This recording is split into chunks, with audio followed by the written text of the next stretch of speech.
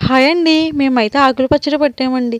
ఆకుల పచ్చడి ఏంటనుకుంటున్నారా? ఆకుల్లాంటి చేపలైతే తెచ్చారండి మా ఆయన గారు మంగళవారం మార్కెట్‌కైతే ఎళ్లి. కూరదాకలేసి కూరైతే వండితే కూరదాకా అంకితం అయిపోతదని ఇంకెందుకు క్రిస్పీగా పచ్చడైతే తిందామని చెప్పేసండి ఈ ప్రాసెస్‌లో పచ్చడైతే పట్టామండి. మాకొచ్చినట్టయితే చేపల పచ్చడైతే పట్టామండి. టేస్ట్ అయితే చాలా బాగుంది. కూర వండితే కూర దాకా అంకితం అయిపోతే కడుపులోకైతే వెళ్ళవని. చేపల పచ్చడైతే పట్టి క్రంచీగా అయితే తినేసాం గానీ, చేపల పేరైతే తెలియక కన్‌ఫ్యూజన్‌లో ఉండిపోయామండి. మీకు గనక పేరు తెలిస్తే గనక కామెంట్ చేయండి. ఇంకెంతసేపు మీ ఆకులు, చేపలో, తొక్కలో, తోళ్ళు అని సోదే చెప్తారు గానీ, పచ్చడి గురించి చెప్పరేంటనుకుంటున్నారా? ముందుగా చేపలైతే తీసుకొని శుభ్రంగా కడుక్కొని, నూనెలో అయితే ఏసుకొని ఫ్రై చేసుకో.